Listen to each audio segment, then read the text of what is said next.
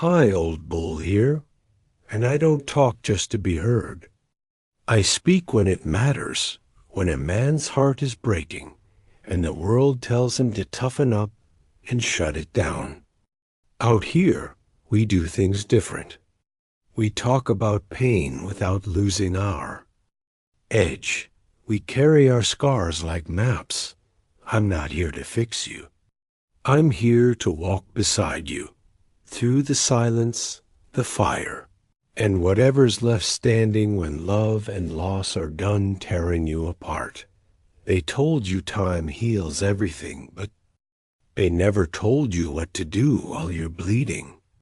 They never warned you that sometimes love leaves quietly, and the silence is louder than the goodbye. And loss doesn't knock. It kicks the damn door in and leaves you breathless, staring at a world that no longer makes sense. But what?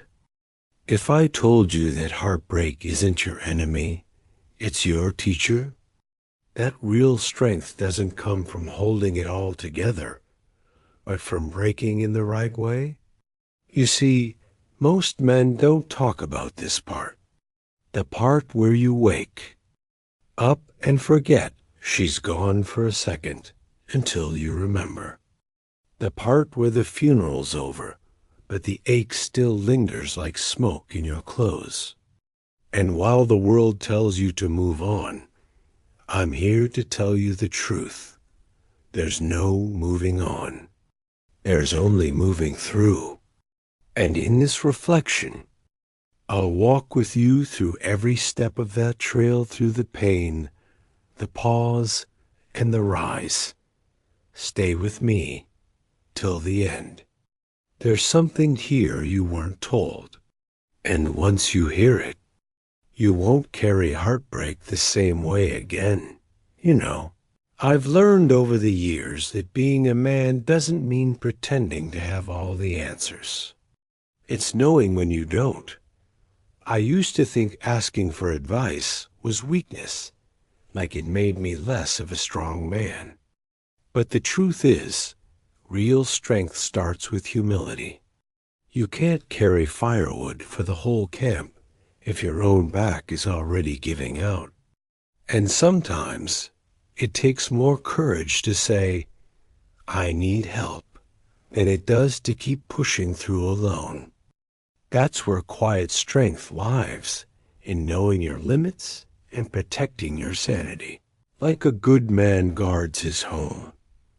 I've had folks come to me looking for advice, like I'm some kind of wise old prophet. But I'm not a therapist, and I'm not your preacher. I'm just an older man with a truckload of scars and enough discipline to not pretend. I'm something I ain't. I can't see your full picture from a few lines in an email, and if I tried, I'd risk giving you advice that fits me, not you. And that's dangerous. You wouldn't wear another man's boots out on a rocky trail. They might look right, but they'll give you blisters where it hurts most. So here's what I've learned to do instead. I listen, I reflect, and I offer what I can from my own wilderness. But when it comes to real healing, real clarity, you need to seek someone with the right gear, someone trained, grounded, and able to handle your story with care. Don't go hunting in the dark without a lantern. And don't ask a man with a map of Montana to guide you through Alaska. It's not about pride, it's about responsibility. And when you can tell the difference between needing guidance and needing rescue, well, that's when the deeper truths start to show themselves. There was a time in my younger years when I mistook restlessness for longing. I thought if I wasn't with someone, then something must be wrong with me. So I chased love the way. A tired hound chases shadows fast, blind, and always one step behind. I'd meet a woman and in 2 weeks convince myself she was the one. Not because she truly was, but because I needed her to be. That kind of need isn't love, it's fear dressed up in Sunday clothes. And fear is a lousy matchmaker. It doesn't ask if she's kind or if she shares your values. It only asks if she's there. Rushing into love is like saddling up a horse you've never met and galloping into the woods at night. You don't know if that horse's knees are sound or if he'll buck you off the first time he smells smoke. But when you're desperate, you don't think about that. You ignore the red flags, the small gut whispers, the quiet warnings. You trade clarity for company, peace for presence. And then, when the fire dies down and you're sitting in the ashes, wondering how it went wrong, you realize you weren't in love with her. You were in love with the idea of not being alone. I tell folks, if you're running hard toward someone, make sure you're not running away from yourself. Because loneliness isn't the problem. It's the panic that comes with it. A strong man can sit by himself in the silence and not go crazy. He knows that peace doesn't come from a woman's voice saying, I love you. It comes from your own soul whispering, I'm okay. And until you can hear that voice clear as a mountain stream, love will always be a distorted echo. So don't rush. Let it come in its own time, like morning fog lifting off the water. Because what's real doesn't need chasing. There's a strange kind of peace that only shows up when you stop looking for it. Like when you finally set your gear down after miles on the trail, and for the first time, you realize how quiet the forest actually is. Same goes for love, for purpose, for whatever it is you've been chasing like a man lost in the fog. Sometimes we search so hard that we make noise. We don't even hear noise that drowns out what was there all along.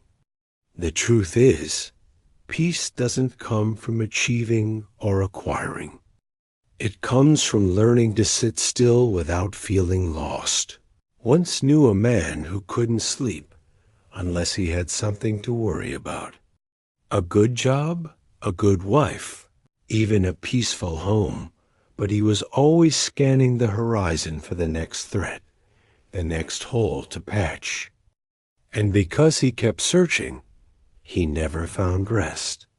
That's how we are when we chase peace as if it's hiding from us. But peace isn't the deer you stalk with a rifle. It's the fire that waits for you to settle down and build camp. The moment you stop running and start breathing, that's when you notice it. Not because it appeared, but because you did. You can't fish in a storm, friend. The water's too wild. You want peace? Let the water still.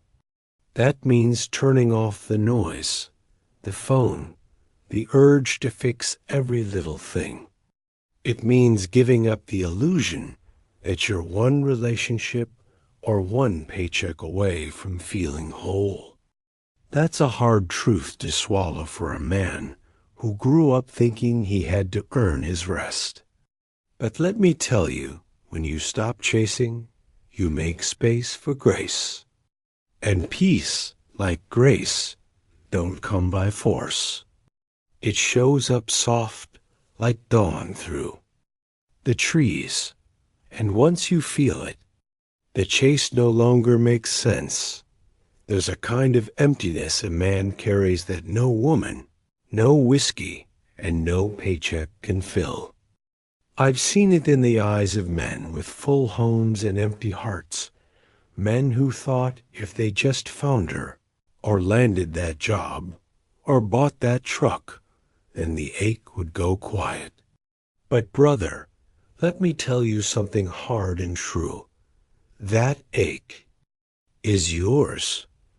It's the scar of something you never made peace with.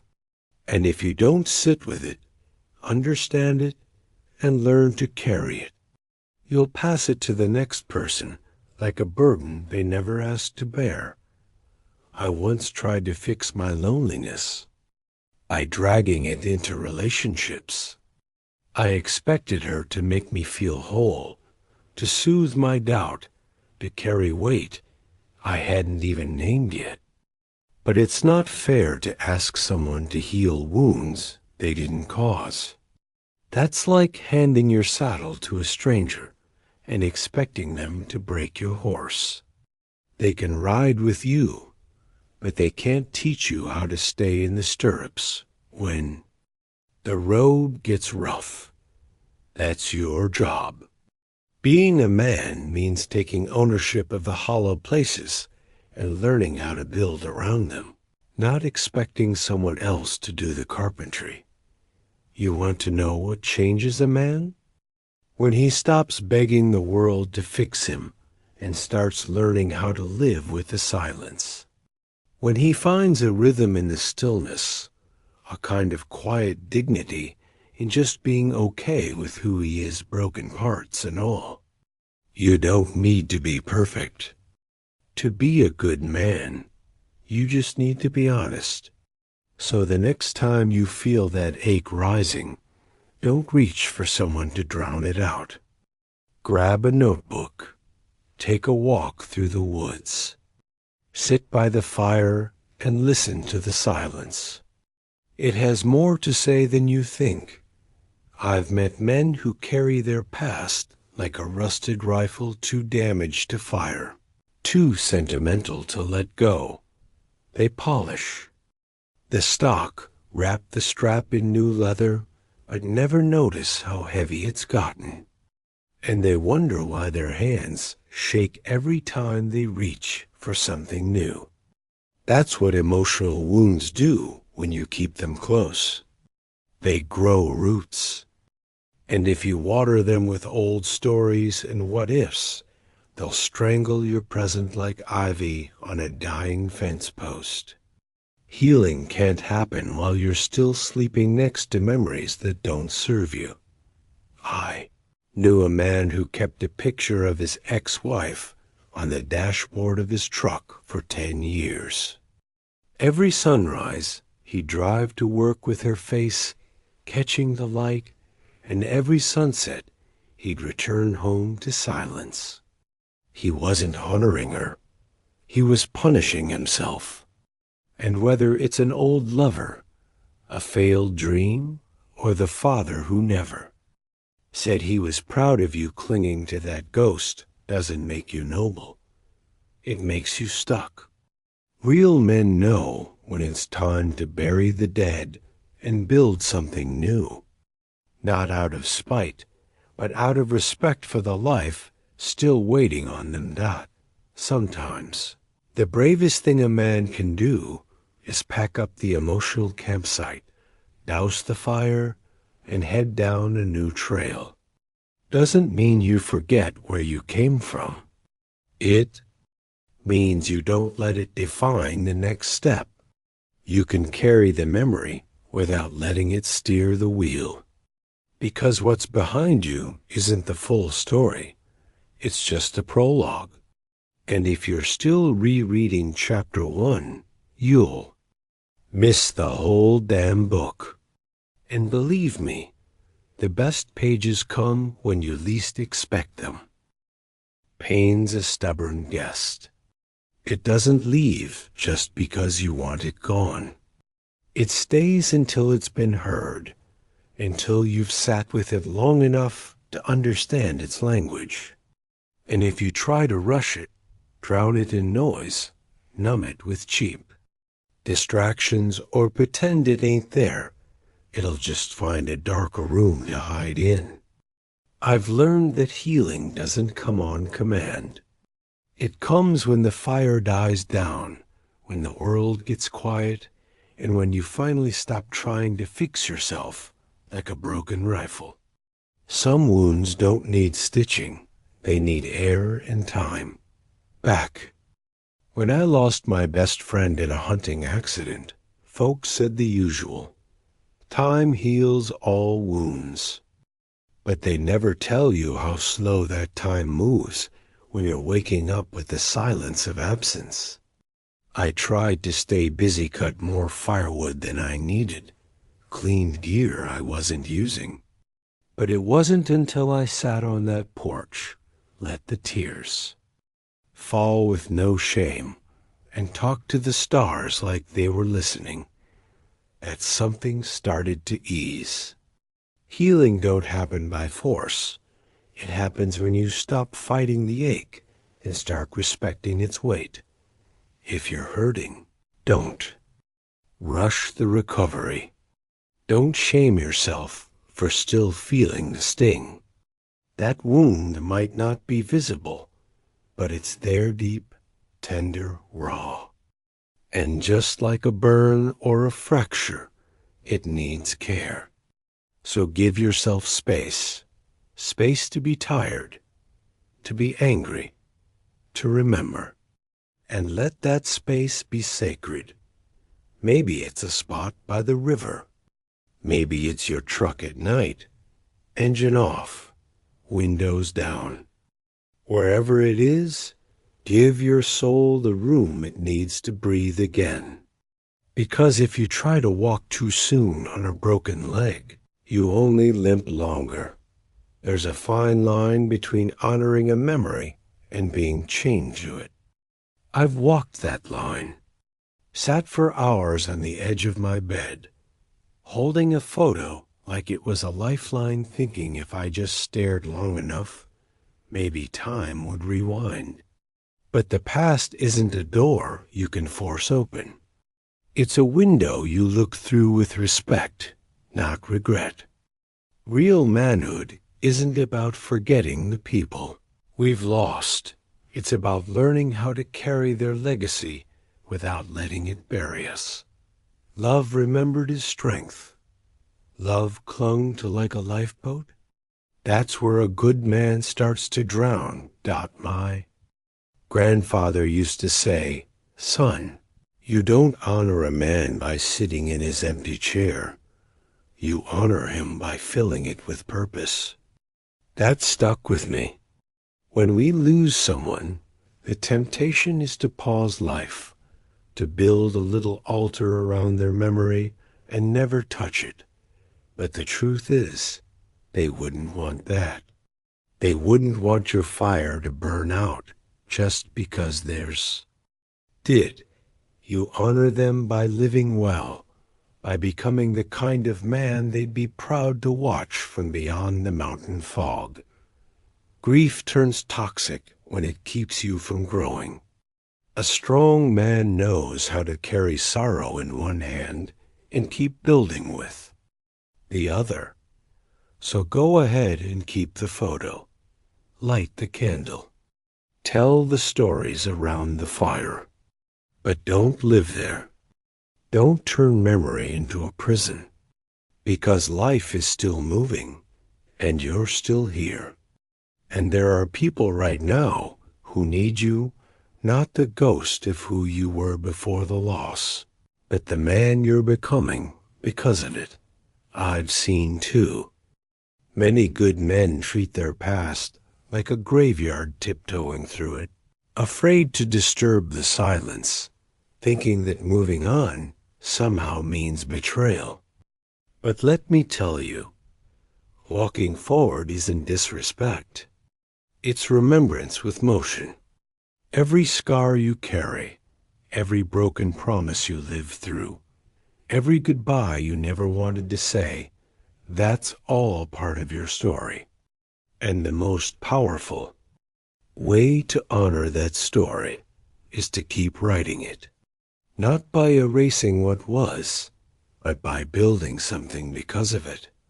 A real man doesn't abandon his past. He rises from it. I had a friend once, a widower, who kept his wife's slippers by the door. For years, said it didn't feel right to take them away. I understood. That kind of love runs deep, like an old river carving through rock. But one day he came to my cabin, eyes wet but steady, and said, I finally put him in the closet. Not to forget her, but to stop living in pause. And that was strength. That was him choosing life again, not in spite of her memory, but because she deserved to be remembered by a man still strong enough to keep walking. You're not abandoning your past when you move on. You're proving that what you've been through, that it shaped you, toughened you, taught you. Staying stuck doesn't preserve your story, it freezes it. And life, brother, life is meant to be lived forward, with boots on the ground, heart still beating, hands still working. So if your past has weight, carry it like a saddle, not like a shackle. Because the trail ahead still needs walking, and your story's not done yet. There's no pause button on life, not even when. Your heart's been split clean in two. The world don't stop turning just because you're kneeling in the dirt. And the sun doesn't skip a morning just because you didn't sleep last night. I've had days where even putting on my boots felt like lifting boulders with a truck. Keys rattling in my hand sounded like the loudest kind of emptiness. But here's the thing, friend. Life doesn't wait. And sometimes, being a real man means moving forward with a cracked chest and eyes still red. Not because you're over it, but because standing still would kill you. I remember chopping firewood the morning after my brother left for good. My hands were shaking, eyes stung like I'd been standing in smoke all night. But I chopped anyway, not to forget, not to distract, just to move. Because movement, even the smallest kind, is how you tell pain. You don't get the final word. Maybe it's walking the dog, making your bed, cleaning your rifle, or cooking your own damn breakfast. When everything inside wants to give up. That's how healing starts, not in big breakthroughs, but in quiet acts of rebellion against despair. Let me put it plain. A man in motion is a man still alive. You don't need to run. You don't need to smile. But you do need to keep walking. One foot, then the other. That's how a wounded heart learns to beat again. You're not pretending it doesn't hurt. You're proving you still have purpose, even through the pain. So if all you did today was survive, if all you managed was to breathe, to move, to try, then you're already further down the trail than you think. Everyone wants transformation, but nobody wants the trail that leads there. We want healing without the scar, strength without the soreness, peace without the storm. But that ain't how it works, not for real men. Real change, the kind that sticks, happens slow and gritty, like sharpening a blade on rough stone. It's uncomfortable, it's frustrating, and sometimes it feels like you're going backwards. But brother, that's part of the process.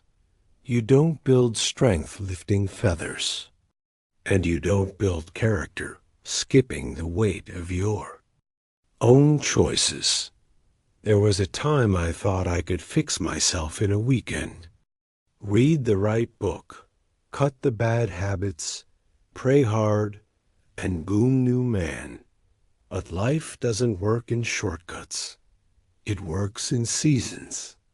Like a field after harvest, it takes time to rest, to rot down the old, to fertilize the soil before planting something new. That's why discipline matters. That's why patience matters. Not because the path is easy, but because the reward isn't instant. A strong man learns to love the work even when it's quiet, especially when it's quiet. You won't. See the progress day to day. Some mornings, you'll wake up thinking nothing's changed. But then someone looks you in the eye and says, "You're different." And you realize the process has been working all along. So don't rush it. Don't curse the slow days. Lace your boots, do the work, honor the steps, even the ones you hate. Because the man you're becoming is forged in the process, not in the outcome. And every scar you earn along the way becomes part of a legacy that no one can take from you. So now, I ask you, how much longer will you carry what's already broken you? How many more nights will you sit in silence, hoping the pain forgets? Your name? You've heard the truth now. You've seen that healing isn't about forgetting. It's about learning how to live with what's left and still rise. But none of this means a damn thing if you don't act. So what will you do? Today? What step can you take, no matter how small, to start living again? Because life's not waiting. The fire's burning low. And there's a trail ahead that only you can walk. Will you lace your boots and keep going? Or will you sit in the ruins and call it comfort? This isn't just about heartbreak. This is about manhood, purpose, legacy, and the kind of quiet strength that builds a life worth remembering. If this reflection stirred something in you, don't let it fade. Leave a comment, share your story, and subscribe to this channel. Hit that bell so we can keep walking this trail together. You're not alone, and you never have to be again.